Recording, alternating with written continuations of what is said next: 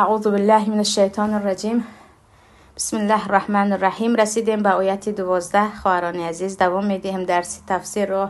چه خیلی گفتم پروردگار عمل کردن به من و به یکایک شما را نصیب گرداند که این آیت ها فقط خوانده و گذشتن و ختم کردن نیو در حقیقت قانون های عملی زندگی ما باشند و میبینید که هم خود و هم دیگران چقدر ما از خود هم راضی میشویم، دیگران هم از ما راضی میشوند وقتی مثل پیامبر صلی الله علیه و سلم قرآن باشیم که در روی زمین راه میگرده. آیت 12 الله میگوید یا ایها الذین آمنوا اجتنبوا کثیرا من الظن ان بعض الظن اثم. الله شروع میکند با چی؟ با گفتن اینکه ای آنهایی که ایمان آوردید، از گمانهای زیاد اجتناب کنید، یعنی دوری کنید. گمان زیاد نسبت همدیگر نبرید. این بعض الظن اثم، بعضی گمان ها گناه هستند. اینجا خواهران عزیز گمان به دو تقسیم می شود. یکی گمانه که شما به آن دلیل واضح دارید، با چیزی که گمان کرده استودید شما دلیل دارید، همون نفر رو میشناسید که همین گونه است و به اون گمان دارید که همون آدم همین رو کرده است. این چیز دیگر است.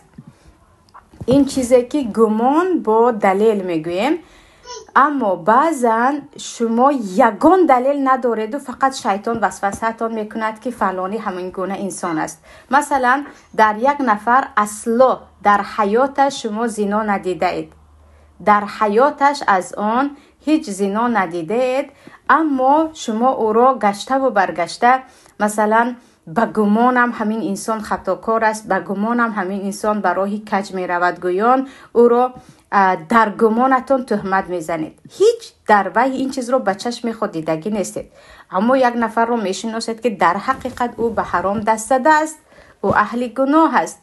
در این وقت گناهگار نمیشوید که اگر گفتید همین انسان همین گناه است، برای اینکه شما به این چیز چی دارید؟ دلیل دارید. و مشکلی این است که خواهران عزیز زیاد وقت مثلا مایان گمانهایی که میکنیم گمانهایی تماما بی اساس است. مثلا یک نفر از روی قهرش چیزی رو گفت، مثلا میدونید از روی قهر انسان وقتی قهر و غضب دار میشود دیگر تمامی عقل پوشیده میشود و به دهان انسان هرچی می آید از عقل بیرون میگوید. زیاد انسان ها، یعنی اکثریت انسان ها در وقت عصبانی شدن چیزهای به زبان آورده خود رو درک نمیکنند و یک چیزایی رو میگوید که ما دیگر همون رو گرفته چند وقت گمان میکنیم، فکر میکنیم که او این رو گفت، شاید این چیز باشد، شاید این باشد، در وقت بیخبر هستیم که او یک در وقت غضب گفت و گذشت خودش هم نمیداند چی گفت.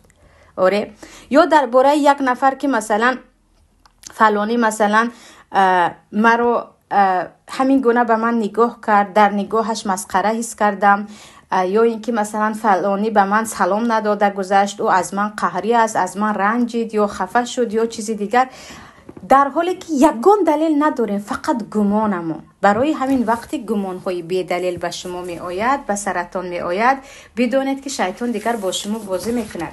شیطان میخواد بین شما و بین نفری که گمان میکنید یک چند دشمنی برافکند. نمیدانم اما با گمانم همین 100% گمان تو دروغ است.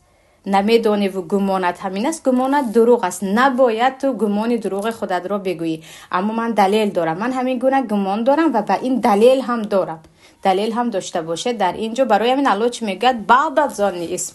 بعضی گمان ها گناه هستند، برای اینکه بعضی گمان های هستند که از چی هستند؟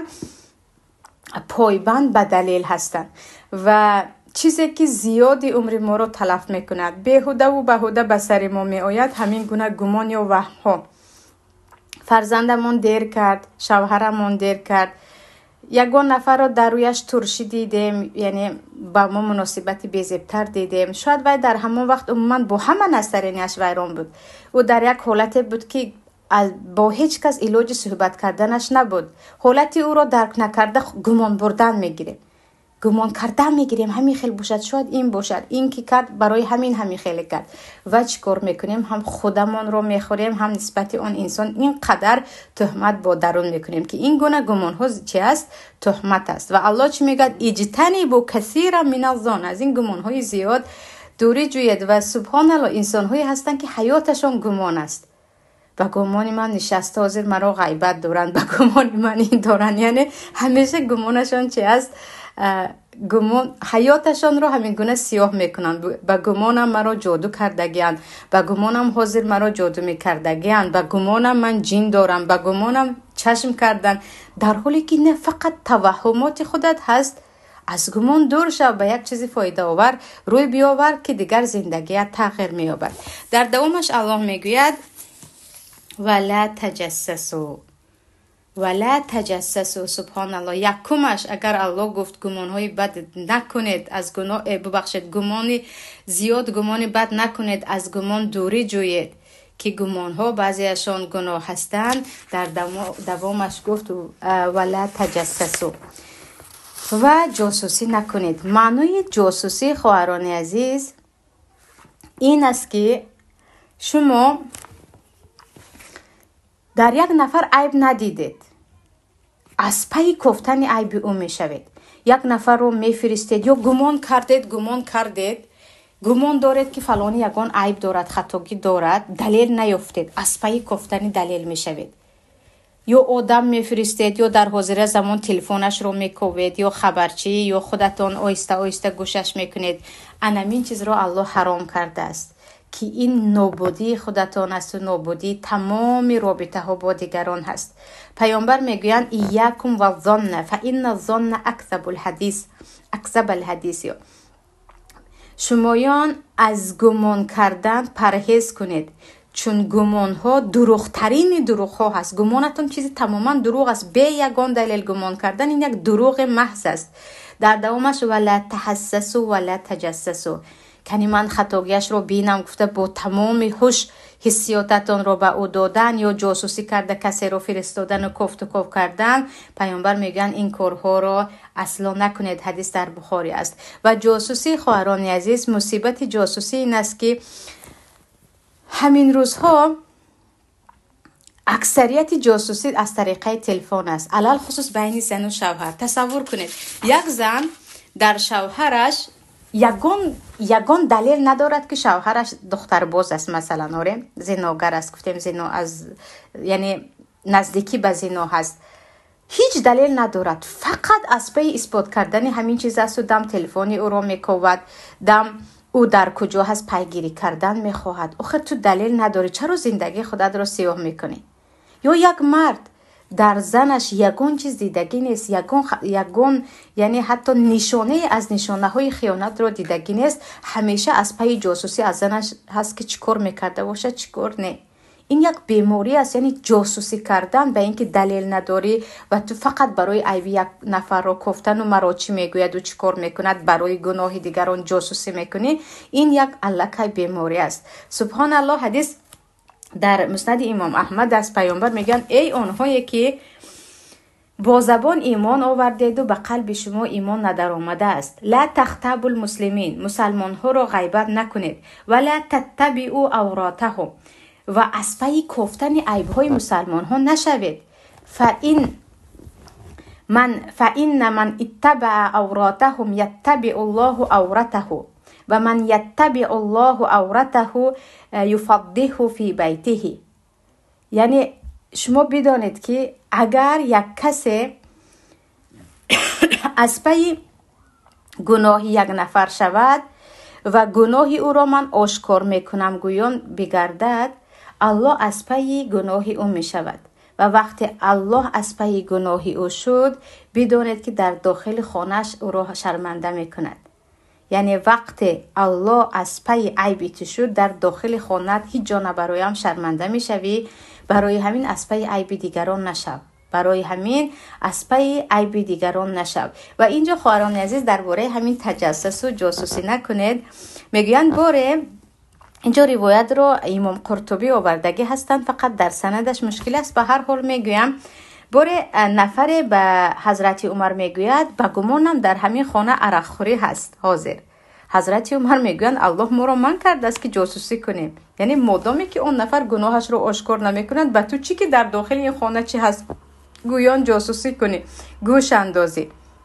یا میگویند باره حضرت عمر همراه نفر از یک خانه صدای مثل سرود می آمد و داخل می شوند و وقتی داخل می شوند میگویند این محرمات چیست که اینجا صدای سرود است و در آنجا نشستگی مرد میگوید زنی که سرود میخواند همسر من است، زنم به من سرود میخواند، اما تو چرا به آیت عمل نمیکنی؟ آیتی که الله میگوید ولا تجسسوا، جاسوسی نکنید، یعنی در زمان خلافتشون تو میگن چرا جاسوسی میکنید در حالی که الله امر کرده است که جاسوسی نکنید. یعنی مسئله این است که خواهران عزیز، یک نفر وقتی عیبش رو پنهان میکند تو حق نداری که عیبی او رو کفته گردی. تو قاضی نیستی، تو برای این از طرف الله مأمور نیستی. مثلا فرزندت هست، میترسی برای فرزندت، مسئله دیگر از اهل خانوادت هست، دلیل داری، اما بی دلیل فرزندها رو هم عیبش رو همیشه گفتن و تهمت کردن. اینقدر نفرت دارد این فرزندها از پدر و مادری که به هیچ عیب، فقط گمانشون است که به گمانم تو این کردی، تو همین کردنی هستی. برای همین چی است؟ ولا تجسسوا، علل خصوص جاسوسی های خانگی در داخل خانه‌تون جاسوسی نکنید. مادامی که دلیل نداره، چرا از پای کنی ببینم مرا چی گفته است، کنی ببینم با کی صحبت کرده است، کنی ببینم، کنی تو گوش کن چی درباره من چی میگوین. اینها شما رو بچه میبرد. خیر شنیدید، حالتون از بودش بدتر میشود و خوب نمیشود. مثلا درباره من چی گفت؟ گویا ما زیاد جاسوس میفرستیم یا خبرکش. آره خیر وای گفت که درباره شما چی گفت، چی تغییر مییابد؟ شما انسان رو اصلاح میکنید یا زندگیتون حالتون بر هم میخورد، یعنی بدتر میشوید. و الله چی میگوید؟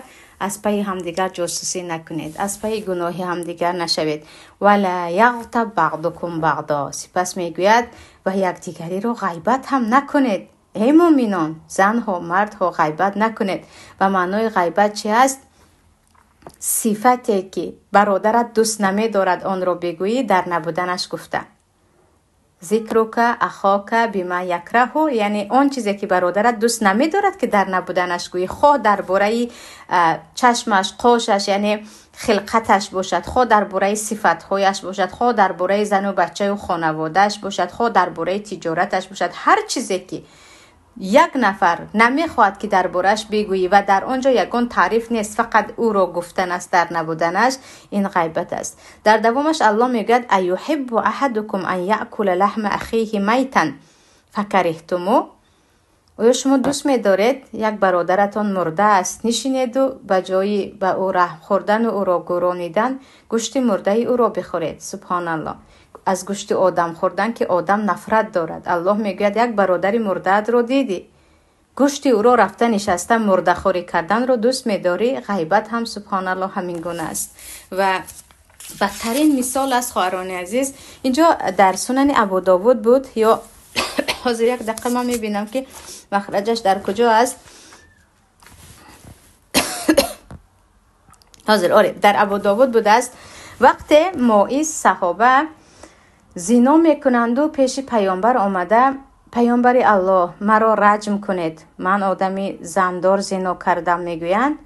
پیامبر یک بار، دو بار، سه بار گویا که او را نشنیدم، دیوانه هستی میگویند، شاید گپی گفته رو نفهمیدی. اینقدر اصرار میکنند که پیامبر الله من میخوام جزاام را در دنیا گیرم، مرا رجم کنید. پیامبر امر میکنند صحابه ها را که موعظ را سنگسار کنید و موعظ را رجم میکنند و موعظ میمیرد. در همان جا وقتی که یعنی با سنگ زده یک نفر حالت مردنش در حقیقت دهشت آور است. دو مرد در حالی که پیامبر میشنوند میگویند که این سگ را ببین، یعنی این انسان بی عقل را ببین که را میگویند موعظ را. الله گناه این را پنهان کرد. این باشد گشته و برگشته باز آمده من گناه کردم مرا رجم کنید گویان، همچون یک سگ سنگسار شد. یعنی همین گونه میگویند. دو مرد یعنی موعظی از دنیا رفته رو از طریق رجم میگویند. این توبه کرد، یعنی خودش توبه کند الله میبخشید، گناهش رو پنهان کند. اما این باشد نه، اصرار کرد و مثل سگ کشته شد، یعنی همین گونه میگویند. سپس پیامبر راه میروند بعد از رجم شدن موعظ، همراهشان از اخلاط خر رو میگیرند و میگویند کنی هر دو ویها میگویند ما هر دو ما اینجا هستیم. پیامبر میگن بخورید همین رو، یعنی اخلاط خر رو بخورید هر دویتان. و آنها میگن پیامبر الله این رو کی میخورد؟ یعنی هیچ کس این چیز رو نمیخورد. پیامبر میگن شما گپی که گفتید یا وقت درباره ماعز و آبروی ماعز گپ زدید از اخلاط همین خر رو خوردن بدتر بود. یعنی اون گپی گفتهتان از همین اخلاط رو خوردن بدتر بود. یعنی چه خیلی که بد میبینید که شما اخلاط خر رو بخورید، اون کلمه که گفتید چی بود؟ از این هم بدتر بود. در دوامش میگویند او ماعز اگرچه زنا کرد اما بعداً توبه کرد و حتی رجم شد، الان باشد او در باغ‌های جنت است. او در چی است؟ گناهایش عفو شد، با آن رجم شدهش در باغ‌های جنت است. اما سخن شما، آن غیبتی کرده شما از چی هست؟ از همین اخلاط خر خوردن هم بدتر است. برای همین یعنی مصیبت این است که خواهران از هفته گذشته بود در درس تفسیر با خواهرها، یکی از خواهرها میگوید بعد از درس تفسیر میگوید همراهی دوگانه هم میگوید دیگر ما هیچ گپ زده نمیتوانیم. یعنی درس تفسیر ما بود، درس دیگر با دیگر خواهرها میگن بعد از آیت غیبت دیگر هیچ گفته نمیتوانیم. از این میبرد که میگه فقط گپ ما غیبت بود است که دیگر هیچ به زبان ما نمیآید. مصیبت این است که با کی نشینیم ما غیبت میکنیم؟ همین عادی، هیچی نترسیده، هیچی شرم نکرده، با مادر، با برادر، با خواهر، با شوهر، با فرزندهای کلان، با دوگانه، با دوست، در مهمانی هر جا نشستیم بیخبر هستیم که با این غیبتی که کرده ایستادیم پیامبر میبودن به ما چی میدادن که این رو بخورید گفته. بعد از این مسئله دیگر این است که خواهران عزیز درباره غیبت که الله میگوید ولا یغتب بعضکم بعضا، یک دیگر را غیبت نکنید و مرده برادرتان را مانند آیا گوشت او را گرفته میخورید. بعضی علما میگویند غیبت از گناهایی هست که فقط بین تو و بین الله نیست. اونجا حق یک انسان، حق یک بنده هست. تو حتما برای کفاره شدن آن غیبتی کردگیت برای آن انسان استغفار کنی. پروردگارا من او را غیبت کردم، تو گناهایش را ببخش، تو درجه او را بالا کن. گویان در حقش دعا کنی، دعای خیر کنی، کفاره می شود غیبتت. یا که رفته از خود او بخشش بپرسی و میدونیم که زیادی وقتها بخشش پرسید که من غیبت کردم مشکل کلانتر می شود. چیکار میکنید؟ کفاره این است که در حقش دعای نیک میکنید، علل خصوص استغفار. اما بعضی علما میگن گناه بین تو و بین الله هست، در نزد الله صادقانه توبه کن چون از گناههای کبیره دست دادی. اما علمای دیگری هستن که میگن غیبت عیناً مثل تهمت است، تو باید از همون صاحبش یا بخشش پرسی، اگر دانی که بخشش پرسی میبخشدت، یا اینکه برایش استغفار کنی. لیکن اینجا چند گروه هستند.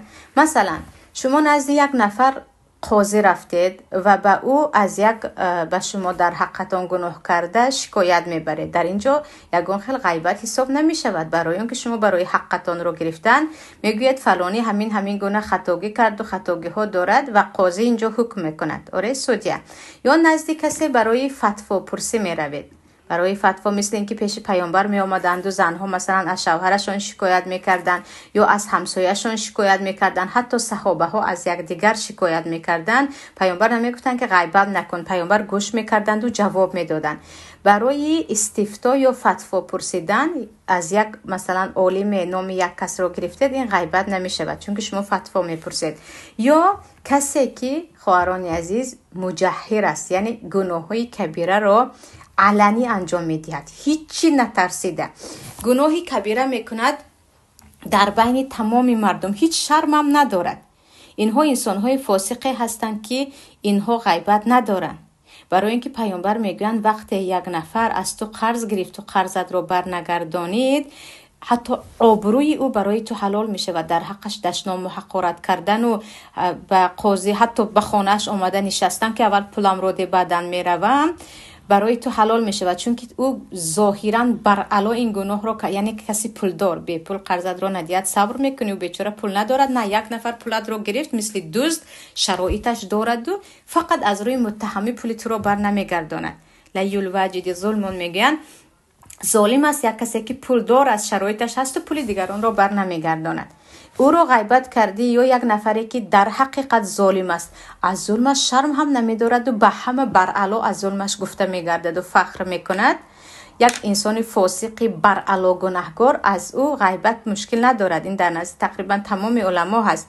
اما یک مسلمانی که تو میشناسی، چند کس میشناسد، آن انسان با فاسقی مشهور نیست، با گناه‌های کبیره مشهور نیست، فقط اینکه بعضا گناه میکند یا اینکه با تو مشکلی دارد، او را نباید غیبت کنی. خیلی گفتم ما دردی دل گفته غیبت میکنیم، من خیلی دلم رو خالی کردم گفته بیخبر هستیم که از دل خالی کردن ما دل چند کس بعد از این شکسته میشود. دل خود رو خالی میکنیم و هزار کس را دلش رو با غم پر میکنیم. دلت رو خالی میکنی با الله خالی کن. اصلاح یک نفر رو با الله بگو یا به خودش مثل انسان صحبت کن. اما به هر کس رفته او را غیبت کردن از قفای او، بعضا مشکلی این است که ما برابر غیبت تهمت هم میکنیم، چند چیز دیگر رو به غیبت همراه میکنیم که همش در حق او تهمت است. اون نفر بعضی چیزهایی که حتی روحش هم خبر ندارد. و اساسا کیها غیبت میکنن؟ خواهران عزیز، به همین سوال یک بار نگاه کنید.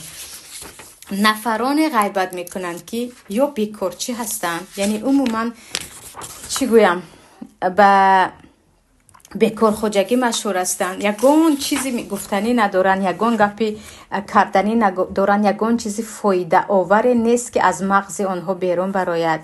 این چنین انسان هایی که تماما بیخبرن که هر یک کلمه که میگویی فرشته ها می نویسد، هر چیزی که میگویی فرشته ها می نویسد. رقیبون عتید در کتفای تو هست، الله با خبر است از هر یک کلمه تو.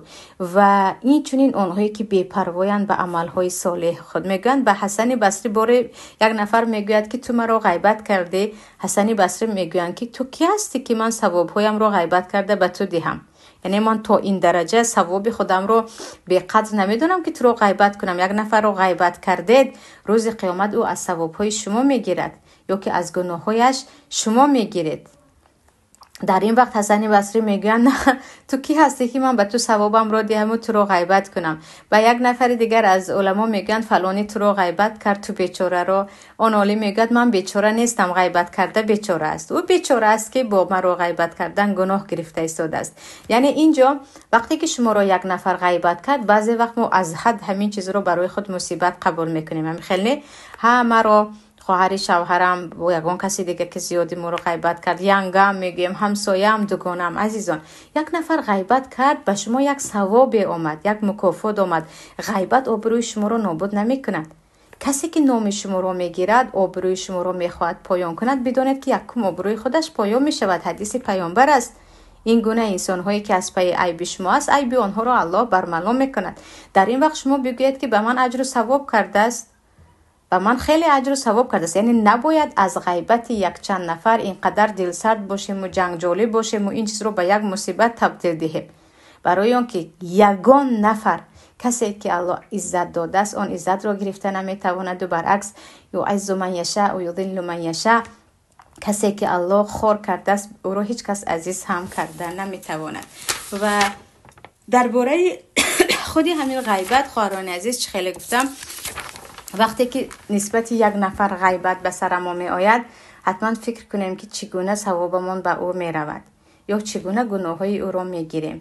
و مصیبت این است که از این که معلومات نداریم، چیزهای فایده آوری گفتنی نداریم، مثلا ما فقط غیبت کردی صحبت ها را تمام میکنیم، باز برمیگردد به همون بیسوادی، باز برمیگردد به اینکه حتی درباره اخبار عالم خبر نداریم، درباره جنگ های شده ایستاده یا درباره مشکلی های شده ایستاده خبر نداریم و صحبت ها را با غیبت تمام میکنیم.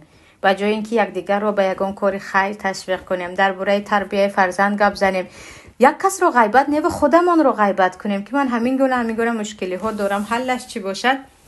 ما میرویم سراغ یک نفر رو به گوشت او را خوردن که وای که چقدر گناهی کبیر است و بیخبریم، گناهی که هر روز شاید در هر یک خانه چندین بار تکرار به تکرار بشود. اما چه خیلی گفتم، آنهایی که ملعون هستند، گناههای کبیره آنها در همه جا هست. همه میدونند که این انسان از گناه شر نمیدارد، یک بدبختی هست، او غیبت ندارد. وقتی او همه جا جر زده است، به گفته خودم دیگر او غیبت ندارد.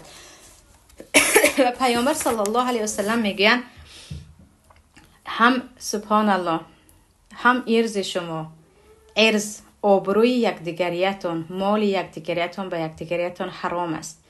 یعنی وقتی درباره آبروی یک نفر صحبت میکنی، آبروی یک نفر رو غیبت میکنی، پایان میبری بدون که به هر یک کاری حرام دست زده ایستاده، و روز قیامت به این کار جواب میدهی. اون هم با یک بخشش پرسیدن، نه آن روز دیگر بخشش مرا با بخش وجود ندارد.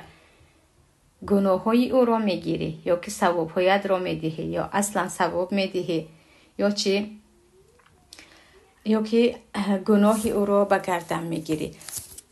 در دوامش الله میگوید ولا یغتب بعضکم بعضا، ایحب گفتیم احدکم ان یأکل لحم اخیه میتا فکرهتموه واتقوا الله ان الله تواب رحیم. از الله بترسید، از الله بترسید و به این گناه ها دست نزنید. نگاه کنید در یک آیت الله 3 چیز را پی در پی گفت داره. یکی گفت گمان بد نکنید، دویم گفت جاسوسی نکنید، سوم گفت غیبت نکنید. تصور کنید یک زن غیبتش نباشد، جاسوسیش نباشد، گمانهای بدش نباشد، فرشته می شود در روی زمین. هم خیلی نیست؟ فرشته می شود که در روی زمین اگر همین گناه ها را ترک کرده تواند، که الله مستعان چقدر مشکل است که برای ما این گناه ها هر روز دست می زنیم. آیت دیگر، آیت 13 الله می گوید یا ایها الناس انا خلقناکم من ذکر و انثى و جعلناکم شعوبا و قبائل لتعارفوا ان اکرمکم عند الله اتقاکم ان الله علیم خبیر. ای مردم، من شما را خلق کردم از مرد و از زن، یعنی از آدم و از حوا، از یک پدر و از یک مادر. من شمایان را، همتان را از یک پدر و از یک مادر خلق کردم. و جعلناکم شعوبا و قبائل لتعارفوا، و شمایان را مردم های گوناگون، قبیله های گوناگون کردیم تا هم دیگر را بشناسید. فلانی از فلان قبیله است، فلانی از کدام شهر است، سرخ و سفید و سیاه. اما این را بدانید ان اکرمکم عند الله اتقاکم، با احترام ترین شما، گرامی ترین شما در نزد پروردگار با سفید پوستی و سیاه پوستی، با عرب و عجم بودن نیست. اتقاکم، با تقوا ترین شما هست. ان الله علیم خبیر، الله میداند که کی از بین شما تقوادار است، با خبر است از عملهای شما. سبحان الله. در همین مسئله خواهران عزیز، یکی از مصیبت‌های دیگری ما حاضر و در جامعه جاهلیت بوده این بود که یک نفر را به خاطر پدرش احترام میکردن، فلانی فرزند فلانی برای نسبش. یک نفر را به خاطر او از خود مکه، او از جوار کعبه، یعنی از همسایگی کعبه گفته احترام میکردن. یک نفر را به خاطر بابایش، یک نفر را به خاطر سیاه پوستش. نگاه کنید در همان زمان فقط این که پوستش سیاه هست، تمام سیاه پوست ها را میگفتن این چی هست؟ این برده هست، این باید چی کند؟ غلامی کند. تمام غلام ها آدم های سیاه پوست بود. زن های سیاه پوست رو کنیز میکردند و مردهایش رو غلام، که او رنگش سیاه هست. همین بود فقط گناهی اون بیچاره، اون که برای خود رنگ رو انتخاب نکرد.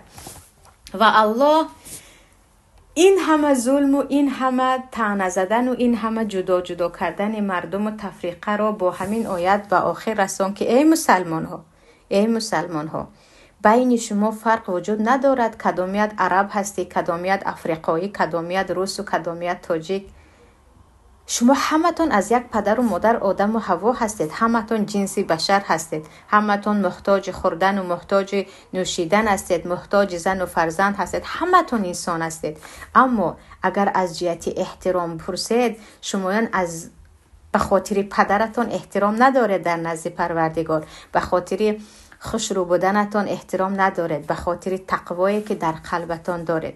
و معنای تقوا این است که هرچی الله من کرده است از آن دست میکشی و هرچی الله امر کرده است به آن دست میزنی. یعنی از گناه دور بودن و به عملهای صالح دست زدن، این تقوا است. هر کسی که تام میتواند به عمل صالح دست میزند، تام میتواند از گناه خود را دور میکند، او با تقوا ترین است. و در همین مسئله نگاه کنید پیامبر صلی الله علیه و سلم در با ابا هند یکی از صحابه ها رو که او خودش انسان کم بغل بود و حتی برده بود و میخوان او را زن بدهن از بنی بیاضه گفتگی و آنها میگن که آخه این یک غلام است با کجای ما زن دهیم و چه خیلی گفتم در عرب ها تماما این چیز از حد مشهور بود که یک نفر رو سیاه‌پوست و غلامگویان حتی انسان نمیشماریدن.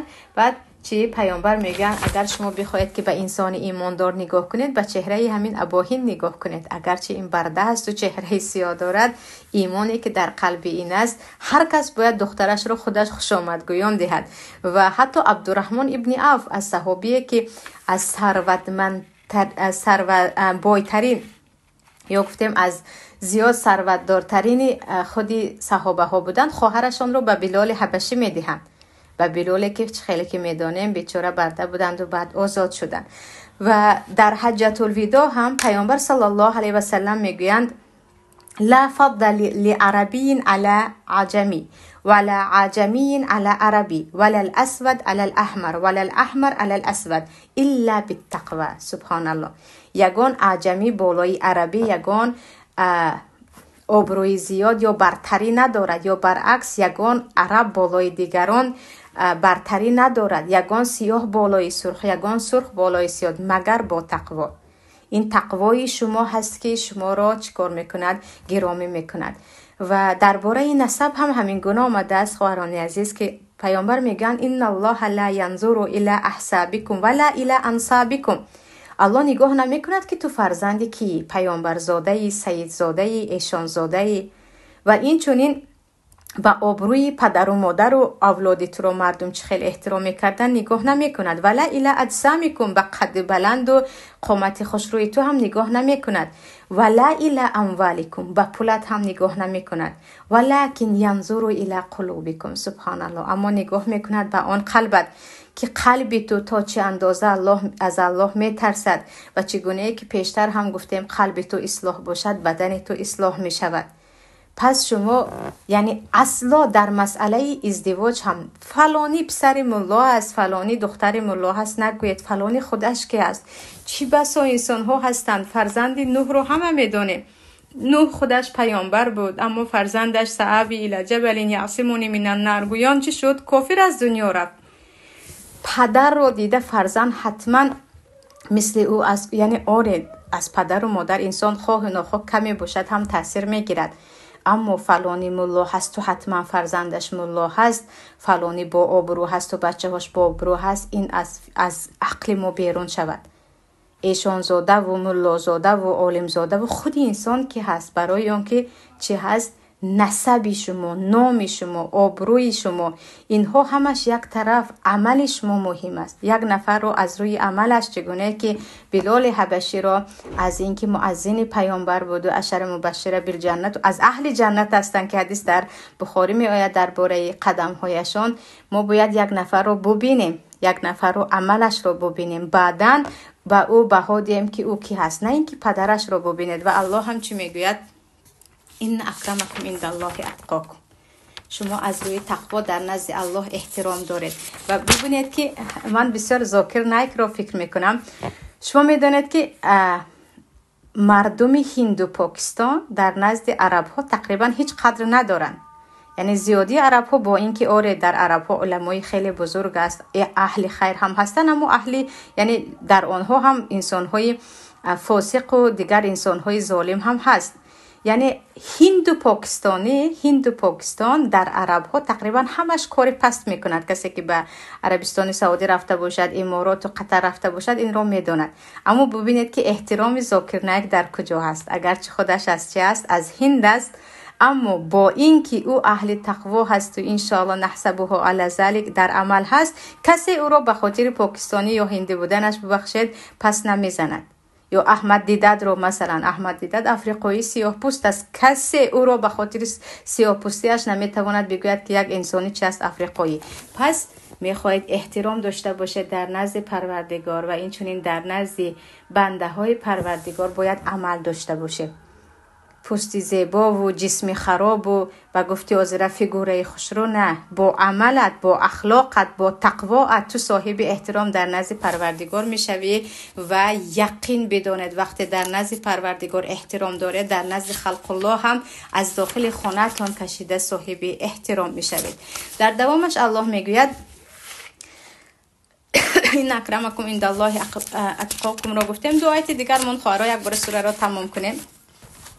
در آیت 14 الله میگوید قالت الاعراب آمنا قل لم تؤمنوا ولكن قولوا اسلمنا ولما يدخل الايمان في قلوبكم وان تطيعوا الله ورسوله لا يلدكم من اعمالكم شيئا ان الله غفور رحیم. عرب های اطراف نزد پیامبر باری اومده میگن ما ایمان آوردیم، گویا که منت میکنن ما ایمان آوردیم، میگن با تو نمی جنگیم، به ما از صدقه ها بده. الله میگه به آنها بگو که شما ایمان نآوردید، شما فقط از ترس اینکه پیامبر با شما نجنگد تسلیم شدید. ولکن قولوا اسلمنا، یعنی اسلام معنایش تسلیم شدن به گفته هایی که به گفته های اسلام است، یعنی به گفته های الله و پیامبر است. ایمان مکانش قلب است. ایمان یک نفر رو ما اصلا دیده نمیتوانیم، اما اسلامش رو از نمازخوانیش، از روزه‌داریش، از شهادتش دیده میتوانیم. الله هم میگوید به آنها بگو که شما فقط تسلیم شدید از ترس اینکه پیامبر با ما نجنگد، اما نگوید که ما ایمان آوردیم. ولما يدخل الايمان في قلوبكم، هنوز ایمان به قلب شما داخل نشده است، این را الله میداند. و این تطیعوا الله و رسوله لا یلدکم من اعمالکم شیئا، وقتی شما الله و پیامبرش را اطاعت کنید عملهای شما هرگز ضایع نمی شود. این الله غفور رحیم، و الله بخشنده و مهربان است. اینجا بین ایمان و اسلام یک کم فرق میکند. بعدا میگوید انما المؤمنون الذين آمنوا بالله و رسوله، مؤمنان حقیقی آنهایی هستند که ایمان آوردن به الله و به پیامبر، ثم لم یرتابوا، بعد از این هیچ به شبهه نافتیدند، در ایمانشون ثابتن، دو دله نشدن، راست باشد کاری کردم نباشد، نه، در ایمانشون ثابتن، شبهه نیست یگان خیر. و جاهدوا باموالهم و انفسهم فی سبیل الله، و هم با مال و هم با جان خود جهاد کردن.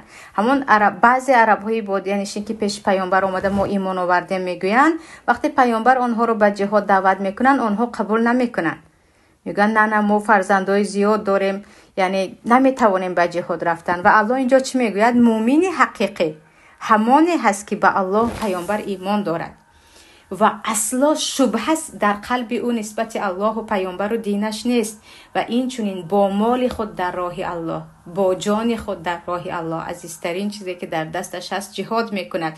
اولئک هم الصادقون، انا اینها در ما ایمان آوردن گفتن صادقن، در ایمان خود صادقن. کسی رو دیدید که میگوید الحمدلله مؤمنم و میبینید که اصلا تینه به خاطر الله صرف نمی کند، یگان قدم به خاطر الله نمیماند، فقط منم و خودمم و من میترسم و من به دیگران کارم چی، باور نکنید که او در ایمانش صادق است. مؤمن حقیقی با مال و با جان خود به خاطر الله می جنگد و قدم میماند و مبارزه میبرد. قل اتعلمون الله بدینکم والله یعلم ما فی السماوات و ما فی الارض والله بكل شیء علیم. الله میگوید به آنها بگو، به همون نفرانی که اومده ما ایمان آوردیم به ما صدقه بده، میگویند شما الله رو میخواهید به الله یاد بدهید که شما ایمان آوردید، یعنی دینتون رو میخواهید به الله یاد بدهید، یعنی گویا که الله بیخبر است از ایمان شما. الله اون چیزی که در آسمان ها و در زمین است میداند و ایمان شما هم تا کجا ایمانتان حقیقی هست این را هم الله میداند و الله به همه چیز علیم است. در آخران آیت 17 و 18 الله میگوید یمنون علیک ان اسلموا، اینها اومده به تو منت میکنن که ما اسلام آوردیم، ما مسلمان شدیم، ما به تو مثل دیگرها نجنگیدیم، اومده منت میکنن از اسلامشان. گویا قل لا تمنوا علی اسلامکم، به آنها بگو که از مسلمانیت به من منت نکن، بل الله یمن علیکم ان هداکم للایمان ان کنتم صادقین. سبحان الله، این الله هست که منت میکند که شما را هدایت کرد به ایمان اگر شما در ایمانتان راستگو باشید. پس خواهران عزیز، وقتی یگان عمل صالح انجام میدهیم نباید منت کنیم که من این کردم من آن کردم، مثل همون بعضی اعراب بگوییم که الحمدلله که پروردگار مرا موفق کرد. اگر پروردگار موفق نکند مثل فرعون رقصیده میگشتم یا حتی به گناه های دیگر دست داده میگشتم. شکر الله یگانه که مرا ثابت داشت یا مرا به همین راه هدایتم کرد. اگر الله نخواهد من هرگز نمیتوانستم. نباید منت کنیم از عملهای صالحمون، باید شکرگزار باشیم که پروردگار ما را موفق کرد، وگرنه اگر الله نخواهد هرگز ما موفق شده نمیتوانیم. ان الله یعلم غیب السماوات والارض والله بصیر بما تعملون. الله هرچی از غیبیات آسمان ها و زمین را میداند. اون چیزی که شما گمان میکنید هیچ کس ندید و نمیداند، یقین بدانید هر حتی لحظه به لحظه، نکته به نکته چیزی که از قلبتان میگذرد الله از آن هم با خبر است. مهمانی همیشگی قلب شما هست. با رحمتش اون چیزی که از قلب ها میگذرد جزا نمیدهد تا اینکه شما عزم نکنید. یعنی از همه کار شما، از همه غیبیت الله با خبر است و الله بصیر است، دیده ایستاده است که شما تعملون چی کار کرده ایستادید. پس هر کاری میکنید یکم به پیش نظرمون بیاید که اینجا الله بصیر است، رقیب است، میبیند که ما چی کار کرده ایستادیم و به همان عمل ما نگاه کرده و ما جزا میدهد. این بود خواهران عزیز 18 آیت سوره حجرات که انشاءالله به آخر رسید. یکی در داخل درس یکون کلمه رو خطا تلفظ کرده باشم و یا گفته باشم بدانید که از لغزش زبان من بود و خطاگی از طرف من بود، نه خطاگی از کتاب، نه خطاگی نعوذ بالله از طرف الله. یعنی خطاگی هایی که یکی در نطق بود حتما این رو از خطاگی من یا از شتاب یا چه خیلی گفتم از لغزش زبان بدانید. بقیه هر چی که ثواب درست بود با توفیق الله و از رحمت و فضل الله یگانه بود، منت یگانه از طرف الله هست. و در آخر تمام سوال هایی که داریم فقط کوتاه میگیرم انشالله.